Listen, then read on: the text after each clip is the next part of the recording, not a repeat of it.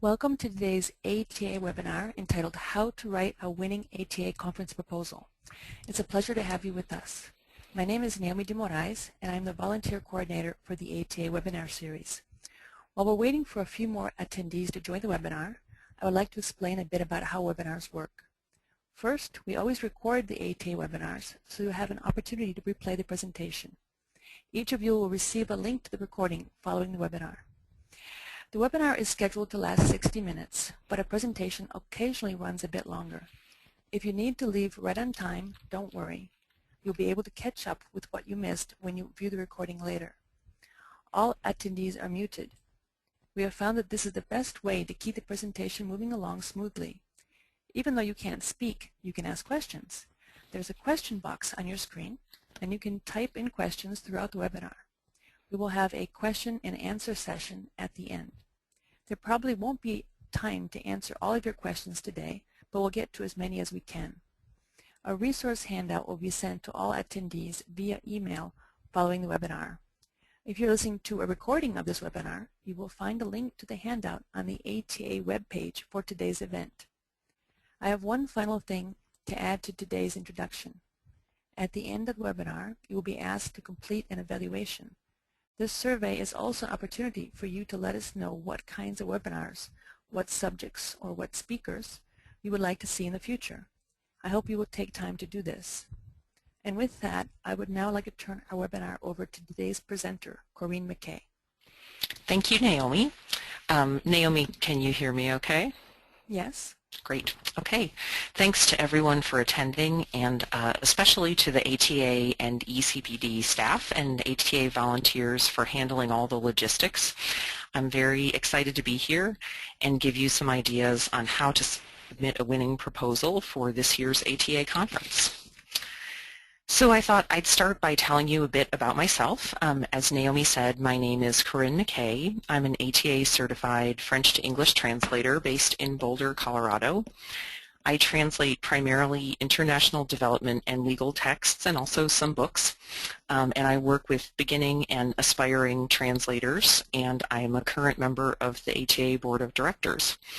So specifically for this webinar, I've been attending the ATA conference since 2004, and I've presented at every conference I've attended. So if I'm accepted this year, if I follow the advice in this webinar, this will be my 11th time presenting in Chicago. I have presented both regular sessions and pre-conference seminars, and I've also co-presented with colleagues, and those are some topics we're going to touch on in today's presentation. I've also reviewed presentation proposals. I served for 2 terms as administrator of the French Language Division, and I'm currently chair of the Translation and Computers Committee. And we'll talk more about the proposal process later, but proposals are reviewed by both subject and language reviewers, although the final decision always rests with the conference organizer. And I also wanted to say what that term conference organizer means. That is the ATA president-elect who also serves as the conference organizer. So for the past 2 conferences, that was Caitlin Walsh, who is now ATA president. And for this year and for the 2015 conference, that will be David Rumsey. Okay, now I'm actually going to turn it over to Maya to let us find out a couple of things I wanted to know about the audience. Okay, I'll just launch the first poll. There you go, you should be able to see them on your screens.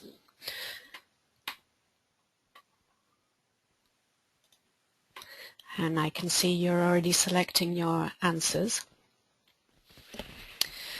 We're almost there, so I'm going to leave it open a few more seconds.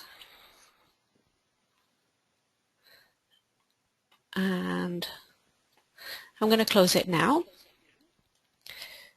and share the results with everybody. And it's 78% no, 17% yes and it was accepted, and 5% yes and it wasn't accepted.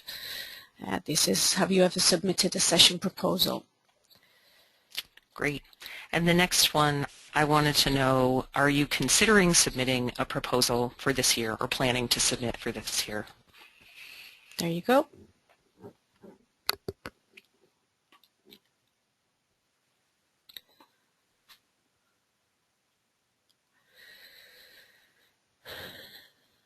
And most of you have submitted your answers already, so I will close it now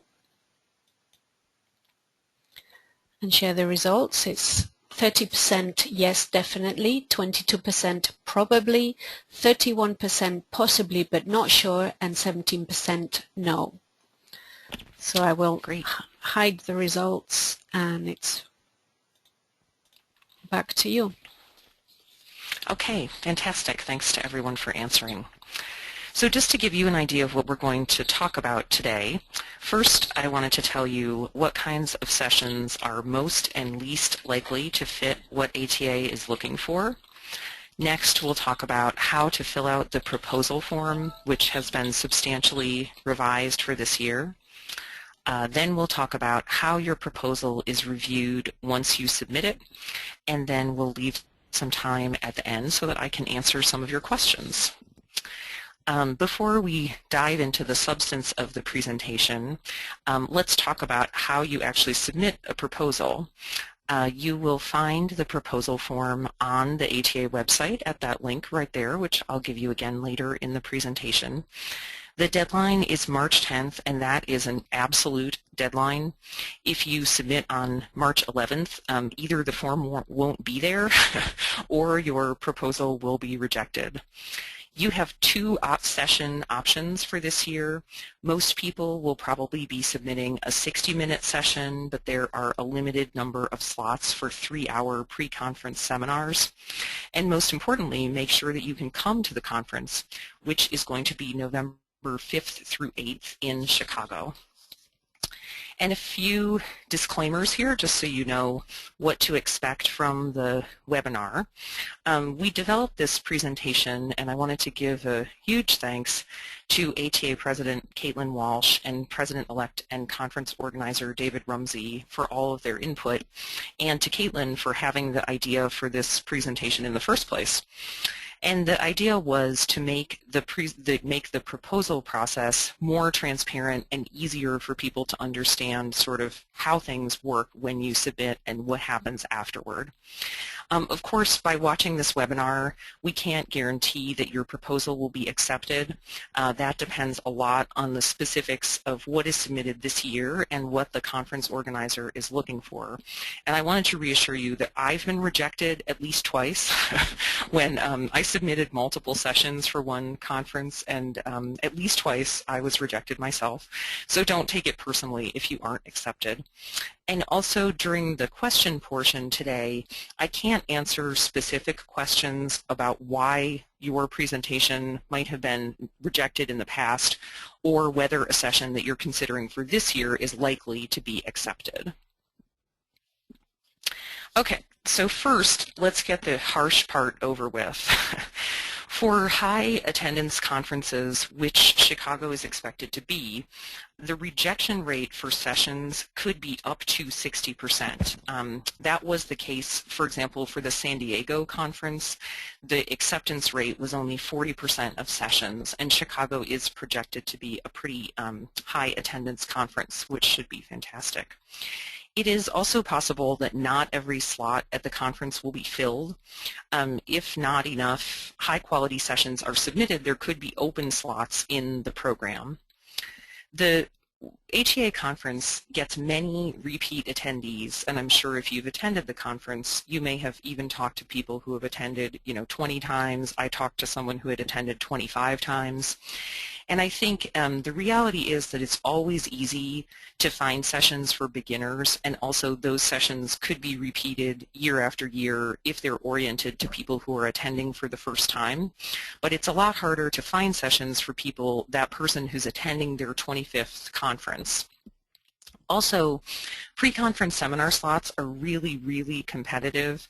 There is a maximum of 20 of those available, and some years more than 50 proposals for those are submitted. And also, Liz, I like to get the negative stuff out of the way to start at the outset. So the other negative, there are various topics that are often submitted that are not a good fit for the ATA conference. And some of those would be a session that would fit in better at an academic conference. For example, anything that you would describe by saying the paper will discuss XYZ or the presenter will lecture on XYZ is probably not a good fit for ATA. If you would like to do leadership trainings or ATA business meetings, you wouldn't submit those as a regular conference proposal. You would request that time slot from Teresa Kelly, who is ATA's meeting planner, but don't submit a regular session proposal for it.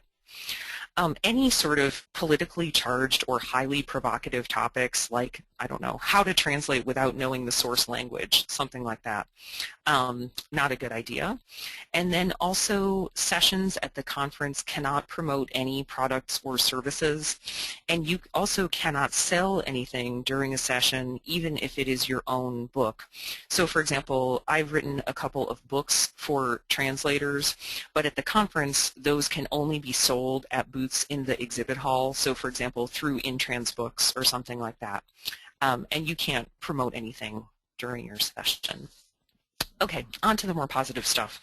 What are we looking for?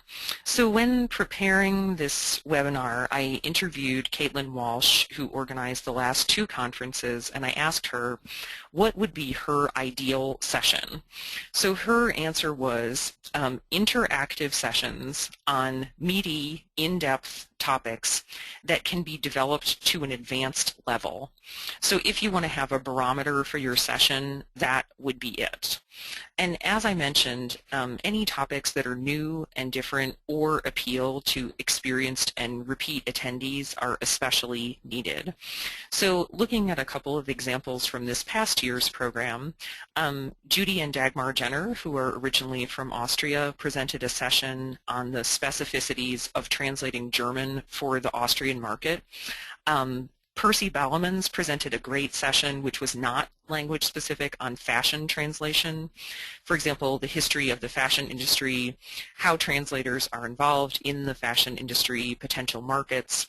And in the past, other advanced level sessions have focused on things like packaging terminology, industrial chemistry applications, and other in-depth topics that help experienced translators update their knowledge. So once you have your proposal ready, which I'm going to show you how to do today, what do you actually do? You have to submit your proposal online. So again, there's the link to the page on the ATA conference website where you will do that. It must be submitted by March 10th, which is, I believe it's a Monday, and absolutely no late proposals get accepted. And now let's take a look at what information you have to actually provide on the proposal form. So when you go to that page on the ATA website, the first thing you're going to see is what's in it for you. So now that I've told you the sort of sobering statistics on how many proposals get accepted, what are the benefits to you? So first of all, I think people who present at the ATA conference are seen as experts in their subject areas, and it's a really nice way to raise your profile in the industry. You should certainly put it on your resume, your LinkedIn page, any place where you promote yourself as a professional. ATA prints a preliminary program for the conference, which is sent to all 11,000 members of ATA. So all of you have probably seen that. It usually comes sort of shrink-wrapped to the July issue of the ATA Chronicle. And if you are accepted, your name and session title will be included in that program. All speakers are invited to submit a paper to the conference proceedings, which you've probably seen on a disc in your conference bag. So again, every attendee receives a copy of that. And when you go to the conference and you see people with all of the little colorful ribbons on their name badges, all speakers receive a speaker ribbon for their badge. So throughout the conference, you're identified as a speaker. Speakers get a $100 discount on their conference registration, and they can purchase the e-conference, which has recordings of nearly every session at 50% off. So in addition to making an important contribution to the profession, I think there are also a lot of benefits to you as a professional of submitting. The next section you'll see on the proposal form are what are the main parameters that are going to be put on your submission. Most importantly, you can only submit the information that is requested on the proposal form, and I can attest as a presenter, it's really, really hard because you want to, give all kinds of information about your presentation, but you have to edit that down to a 100-word abstract of your presentation and a 100-word bio of yourself, and you can't send anything additional in. So your first task is to refine those two items and make them as compelling as possible to the people who will be reviewing your proposal. And keep in mind that if you are accepted, your proposal description is printed in the program and on the ATA website exactly as you submit it on the proposal form. So it must be final and completely error-free when you click send. We'll talk a little bit later about how to identify the level and track of your presentation. And make sure that your description highlights one or both of these two items. What is the goal of the presentation, or what benefits can attendees expect to get from the presentation? And as I've noted a couple of times already, you can tell that this is important. You have to either submit on time or not at all. And then once you are accepted, if you're accepted, there are various other deadlines, such as for submitting your handouts for the handout CD or your paper for the proceedings, and those deadlines are also not flexible, so make sure that you can commit to that ahead of time. Next on the proposal form, you'll come to your contact information, and hopefully writing your own contact information is not that tricky, but there are some factors to consider if you are not the only presenter. This spot is where you'll indicate whether the session has multiple presenters. So I think, as someone who has co-presented, I think that co-presenting can be a really good experience both for you and for the audience because, for example, it adds some variety to the presentation, both in terms of the person who is speaking and the perspective that they have to offer. So, for example, my translation partner and I one year actually co-presented a session on working with a translation partner. So I think it was interesting because it sort of mixed up the dialogue, and also we each gave our own perspective on what it's like to work together. But I think clearly you have to work well with your co-presenter, and also you have to be very organized as far as who is going to talk about what, or it can become really confusing and distracting for the audience. So especially if you are considering proposing a panel presentation, I think you have to be highly organized about how it's done so that it doesn't become kind of chaotic. The most important logistical issue with co-presenting is that ATA communicates only with one person per presentation. That person's called the primary contact, and then the primary contact is responsible for communicating with the other presenters. So, for example, from when you find out whether you're accepted or rejected to when you receive the email saying when your session has been scheduled for, what the deadlines are for submitting your handouts, things like that, ATA only communicates with one person per presentation. So if you serve as that primary contact, make sure that you're willing to take on the responsibility and then make sure that you follow through on it. And also, only the primary contact person receives the $100 registration discount that's offered to speakers.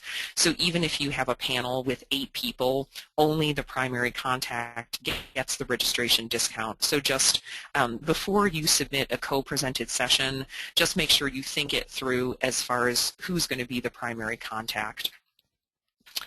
The next section on the proposal form is a section you need to accept about some restrictions on your session in terms of scheduling and logistics, assuming that you are accepted. Probably the most important one of those is that you must be willing to present during any session slot during the conference and on any day. So for example, if you look at those dates, November 5th through 8th, and you know now that your nephew is getting married on that Saturday, and you think, oh well, I'll just ask if my session can be scheduled for Thursday or Friday, it cannot. So if you know that you cannot attend part of the conference, it's best not to submit a proposal. And also I think it's important to keep in mind that every session slot is generally really well attended. I think lots of people feel that they don't want the first slot in the morning or the slot after lunch or the last slot on the last day. But I can say as a presenter, I've actually presented during all of those, perceived to be bad time slots, and they really were not bad at all. I did have the last slot on the last day one time, and the session was quite well attended, so I wouldn't be afraid of that. Additionally, other than your $100 registration discount, you don't receive any compensation. You're not reimbursed for expenses such as your plane ticket. You don't get free hotel nights, and you must pay to register for the conference. You can't present without registering for the conference. Of course, you have to tell ATA immediately if it turns out that you can't attend the conference.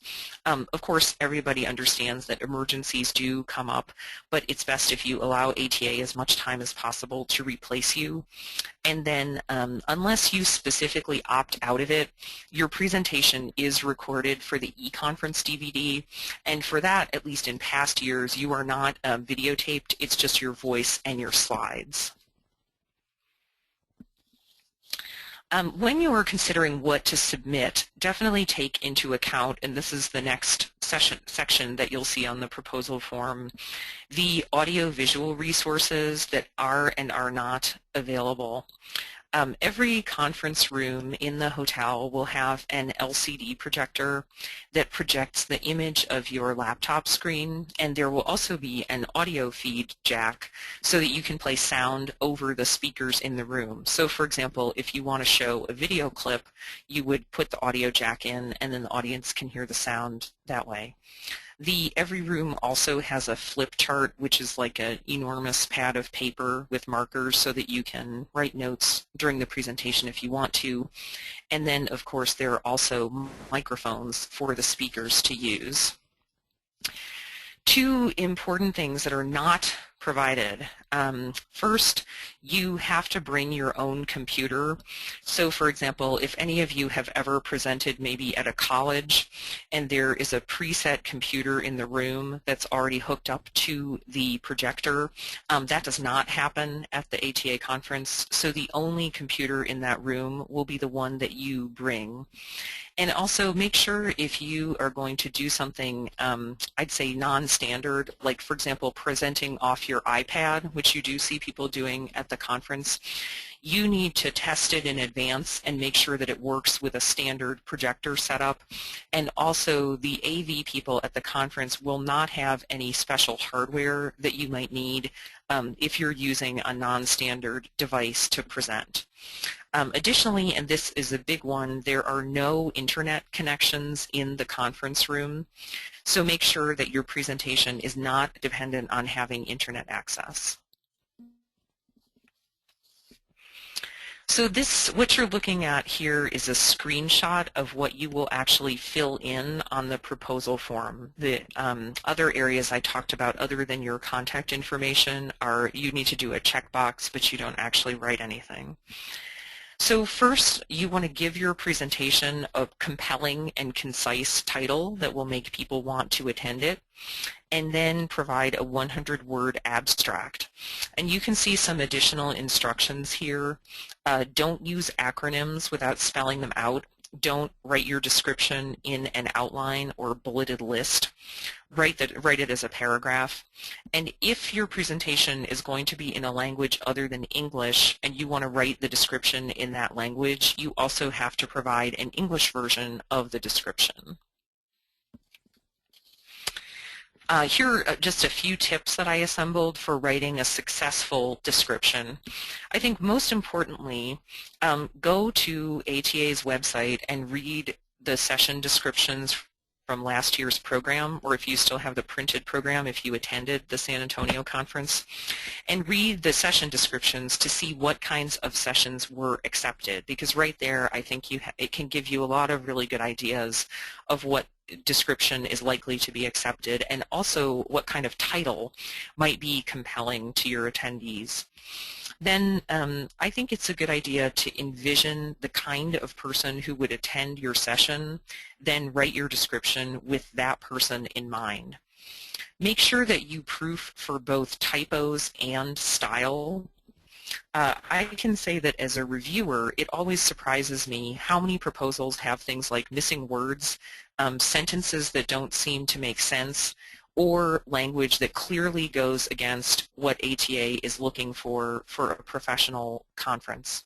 So I think it's a good idea too to run your description by a few colleagues, especially if you know someone who has presented before. Just ask them, if you guys are in this webinar, you have the advantage that you're giving yourself plenty of time. You have, 5 weeks at least before the proposal is due, and you could run it by a few colleagues and ask them what they think. The next thing that you're going to write in on the proposal form is your biography, and it's approximately, you can see the same requirements here. This is also a screenshot from ATA's website. Maximum of 100 words, spell out the acronyms, write in full sentences. The only difference here is that your bio has to be in English. Even if you're going to present in a language other than English, you just write the bio in English. And what do you want to think about here? I think that to write a successful bio of yourself, obviously make sure to follow the instructions on the website submission form.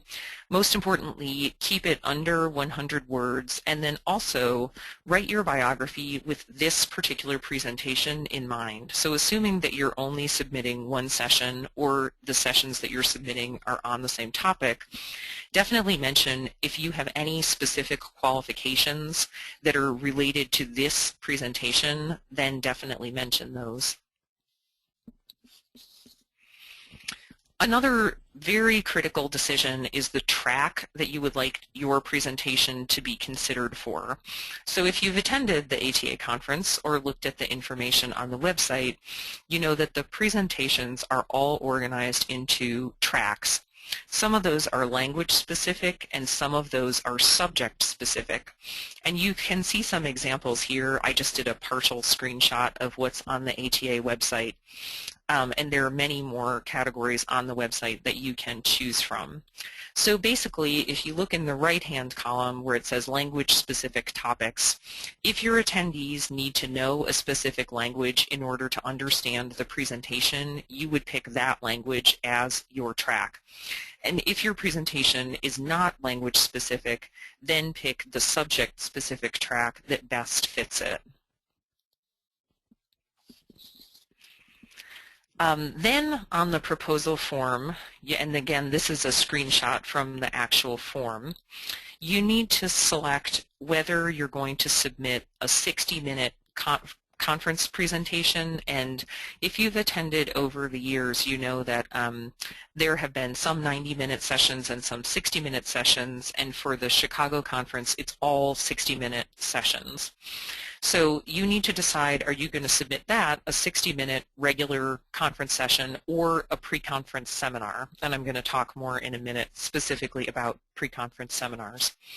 Then if you pick a pre-conference seminar, would you consider doing a 60-minute session instead, or do you not want to present at all if you cannot do the pre-conference seminar? And I would say certainly ticking that yes box that you would consider that you would want to do a 60-minute session greatly increases your chances of success. Because as we can see here, pre-conference seminars are very, very competitive. And I prepared this slide not to discourage you. If you really feel that a pre-conference seminar is the slot that you want to go for, then definitely submit something.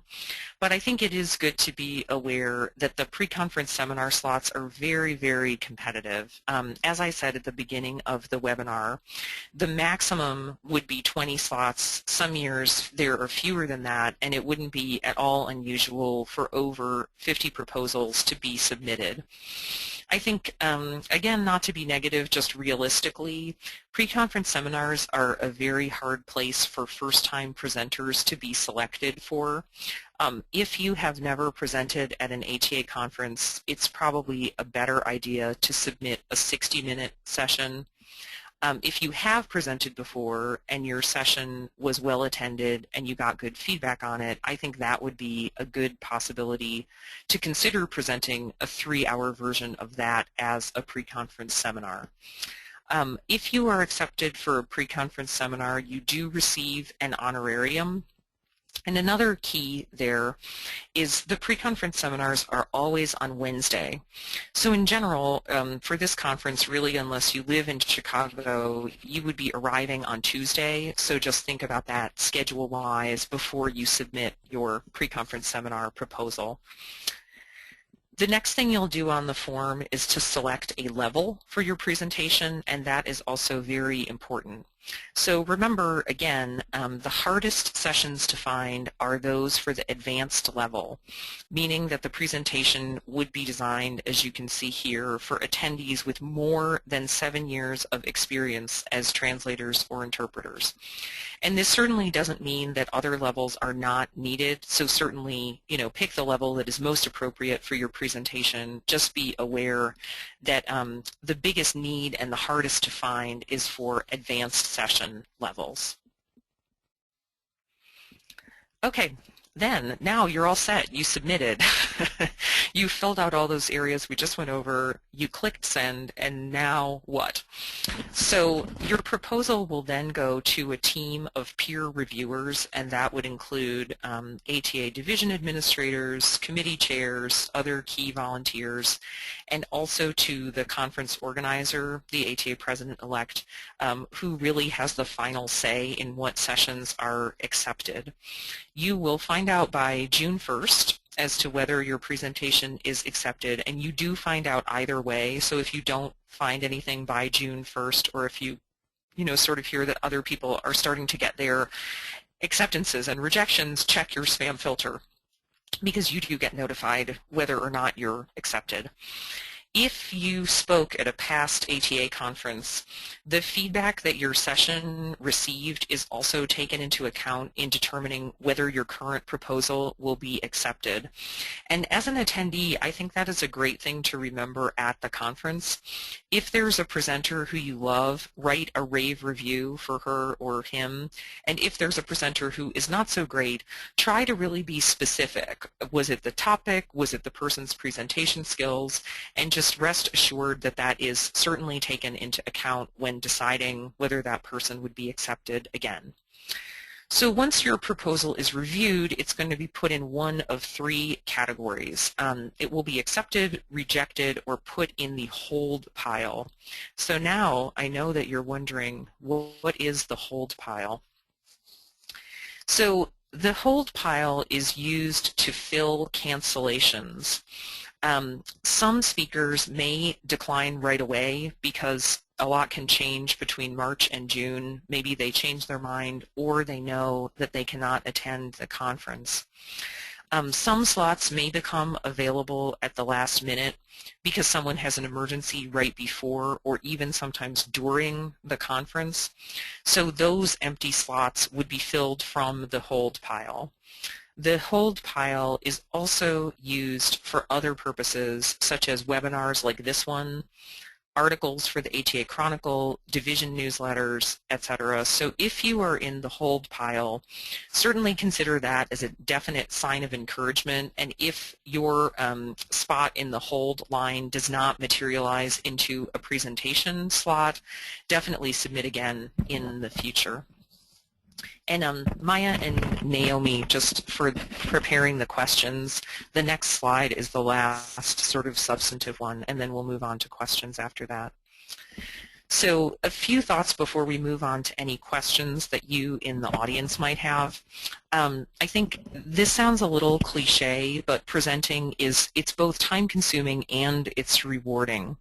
At the conference in San Antonio, I talked to one presenter in the French track who told me that she thought she put over 100 hours into preparing her presentation, so basically 2.5 work weeks, even if she just worked on that. But I think at the same time, you gain exposure, you contribute to the profession, maybe you even deepen your own knowledge because you have to research the subject area that you are presenting about. And last year's conference organizer, Caitlin Walsh, wanted me to express to you that ATA is really, really grateful for all submissions and presentations from everyone. Again, I know that sounds a little cliche, but I think all of us know, first of all, the countless hours that every single presenter puts into their talk, and that the conference could not happen without all the volunteer presenters. So thank you very much for that. And also, as I said, I've presented at the ATA conference 10 times, but I've also been rejected. So if you are rejected the first time, definitely give it another go. Okay, so I think we're going to move on to some ATA announcements and also your questions. Thank you so much for your attention, and I hope that this information has been helpful.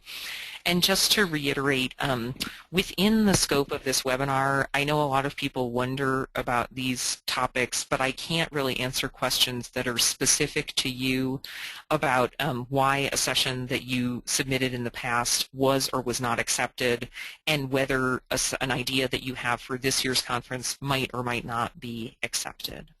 Okay, over to you, Maya and Naomi. Thank you. Well, Corinne, thank you very much for your very interesting talk. I've also given a talk every single conference I attended, and I've also had some proposals rejected. So there you go. Keep at it. Keep Yep. at it. And so the first question, it would be, do presentations have to be in English? And you already answered that, but how should a person decide if they should give a talk in English or another language? If they could go either way. Right. So I think what you want to think about, as I mentioned in the presentation, that your talk does not have to be in English. But I would ask yourself, is this going to sort of expand or contract the number of people who might attend the presentation? Because I think, if you think of it sort of like translation specializations, that in a way, specializing can be a way to find more work rather than less work, that even though everyone at the conference at least understands English, something that you do in a non-English language could be super successful because people don't get a lot of chances to see that at other conferences. So I think, you just want to ask yourself, as far as your chances of being accepted, I think it depends on the language also, to be realistic with yourself about the number of speakers of your non-English language who will be attending the conference. And then just if you look at the parameters we talked about for what kinds of presentations are accepted, do you think that that's going to increase or decrease your chances of the proposal succeeding? Okay, thank you very much. Sure. Okay, we'll go with the next question. It's actually, I'm going to combine two questions into one. Can a presenter be a non-ATA member or non-ATA certified? Well, you certainly don't need to be ATA certified. There's no requirement as far as that.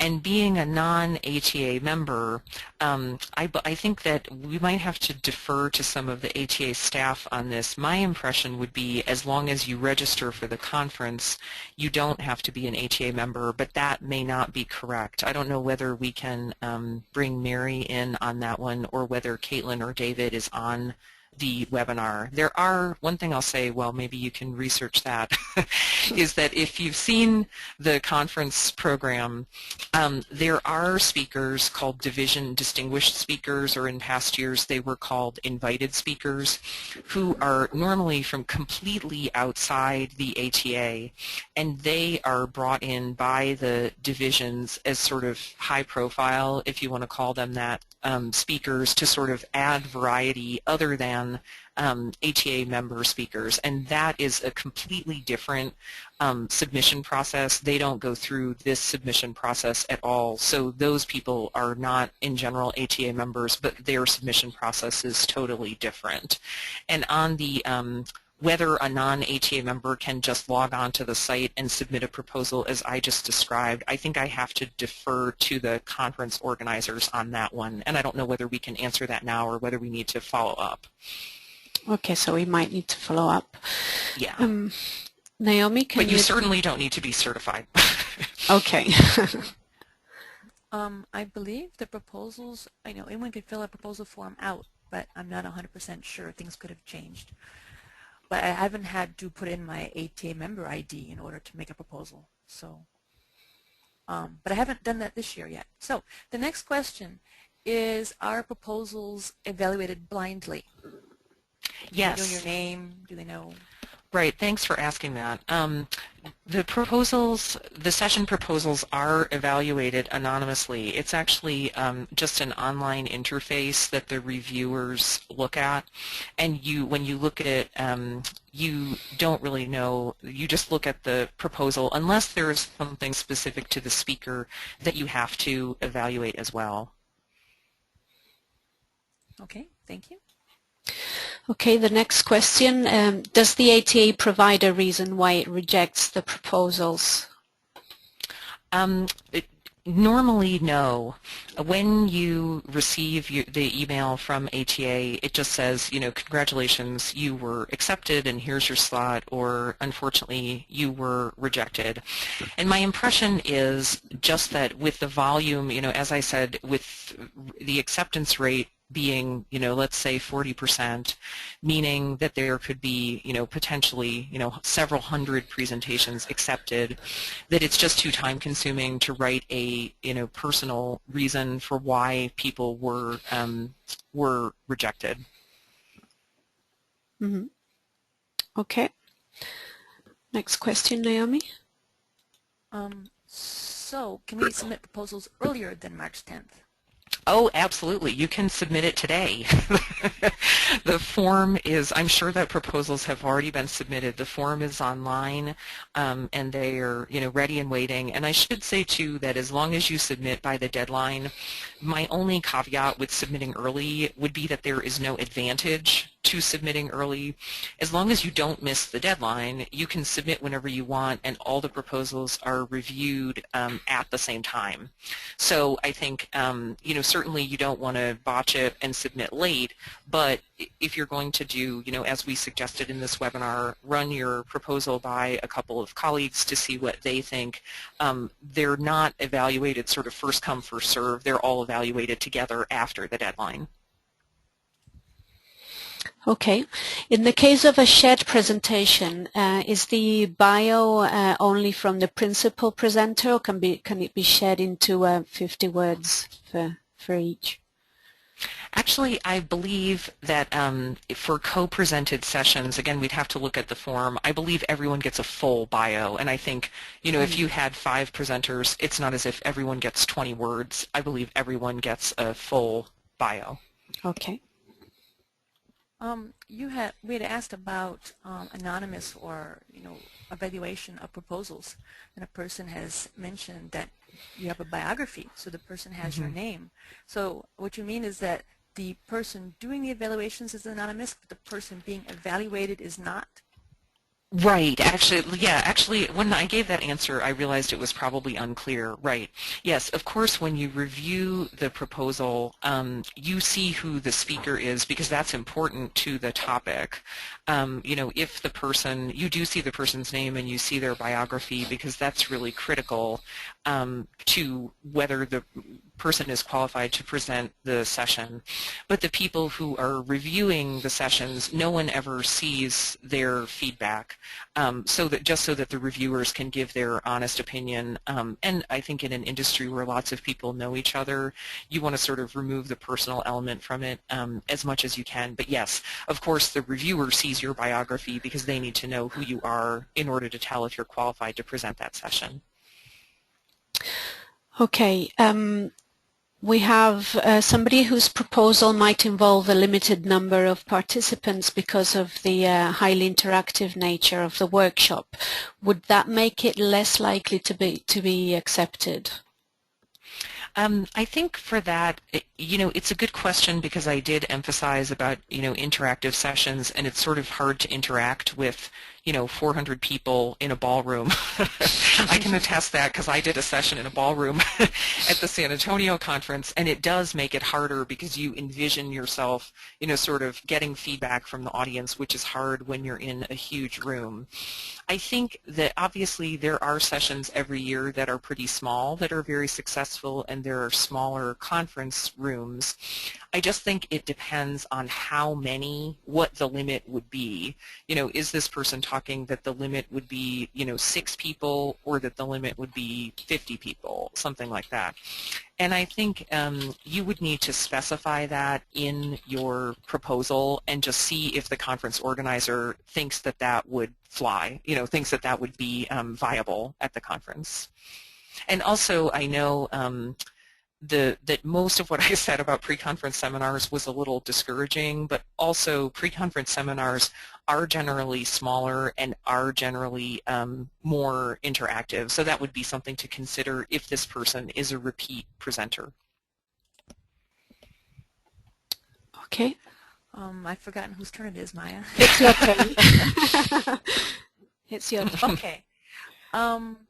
So when you do get a rejection, are you told why? Do you have any idea of what you can do, and you should try presenting it again this next year, or should you throw that in the garbage and try something different? Right. I think that is always hard to determine. I mean, you can probably say that, Naomi, if, like me, you've been rejected before. I still think my rejected session was a really good idea. But no, so I think just because of the volume of submissions, and I think, Caitlin or David might be able to say whether this could change in the future. But at present, you don't get any feedback, and so really the best method would be just to see, maybe look at the track you submitted to. I think when I interviewed Caitlin in advance of this presentation, another thing she kind of emphasized is it is not infrequent that numerous people, I mean, I don't want to say numerous, but more than one person submits a proposal on the same topic, and then only one of those can be accepted. So if you see something that is substantially similar to your presentation in the program, it could just be that, various people submitted a, introduction to, CAT tools presentation, and that only one could be selected.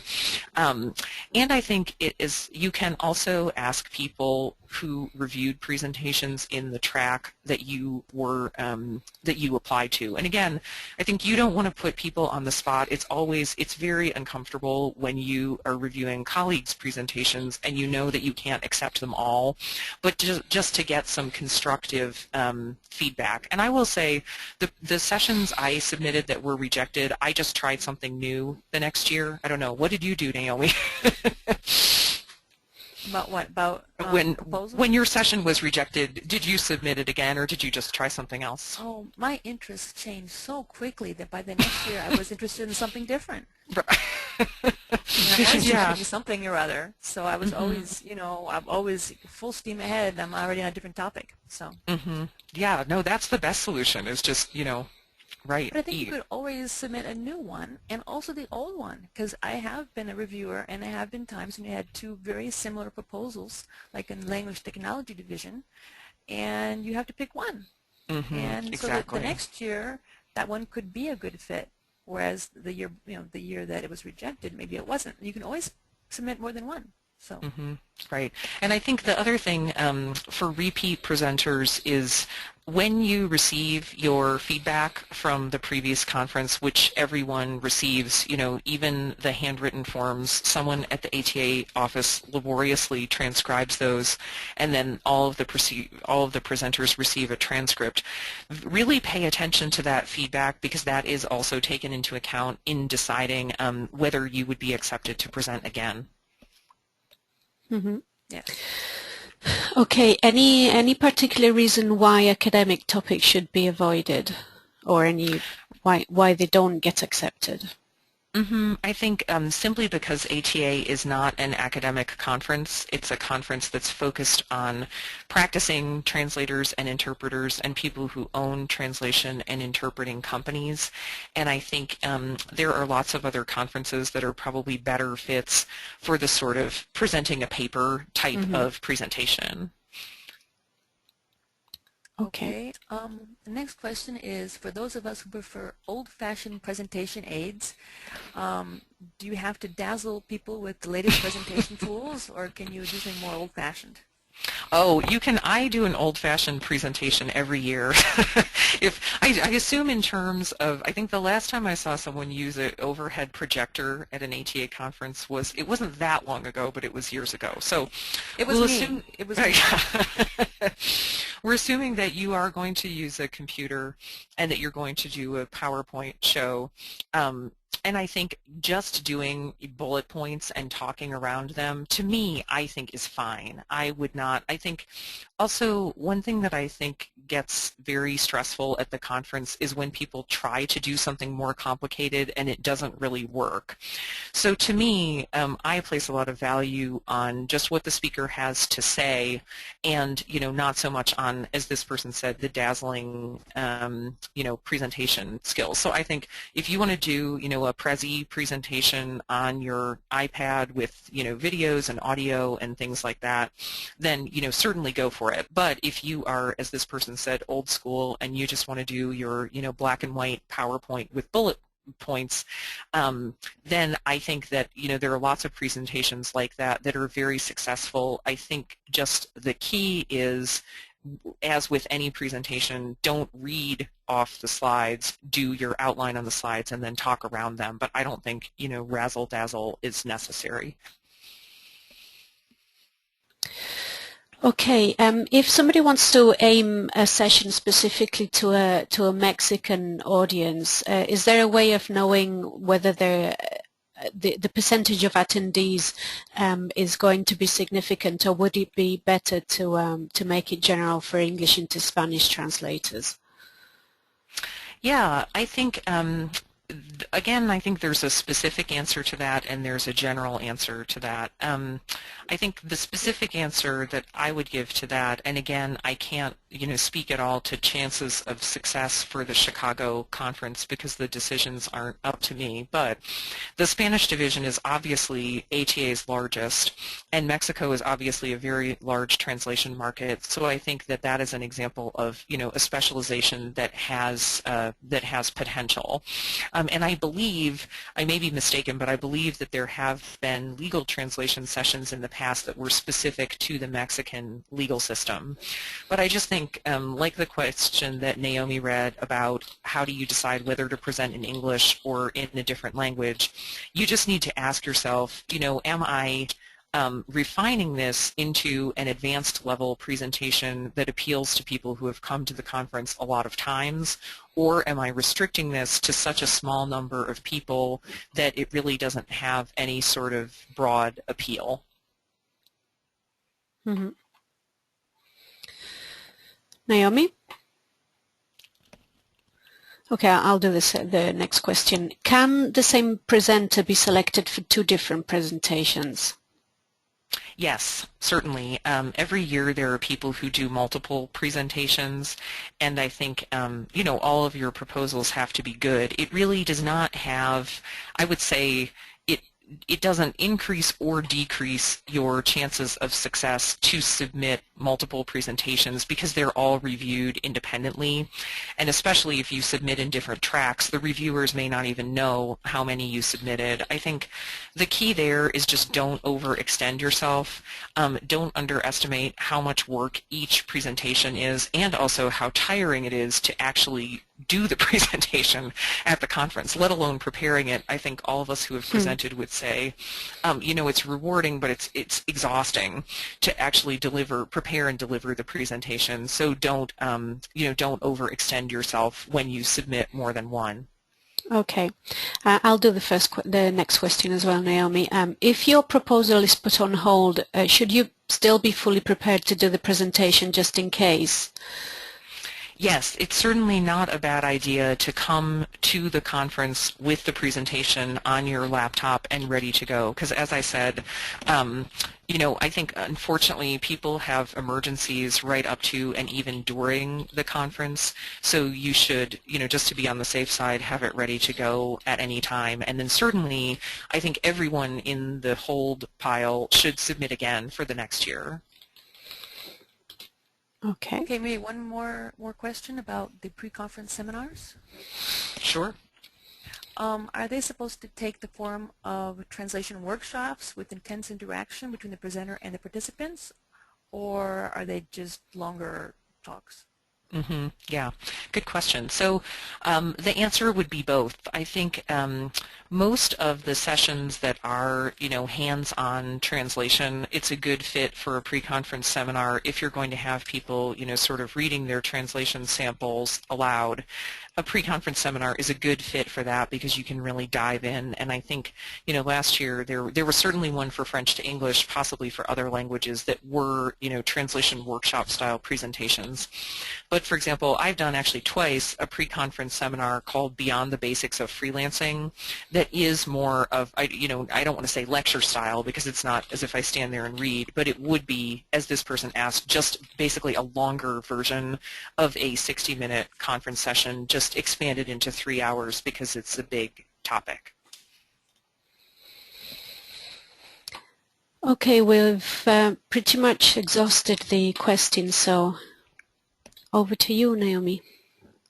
Okay, thank you very much, Corinne, for Thank you your guys. interesting talk. I've almost become inspired to submit a proposal again this year, and I hope all of you have also. And our next webinar is next Tuesday. It'll be given by Karen Katchik, who is very well known. She is very involved in the Science and Technology Division.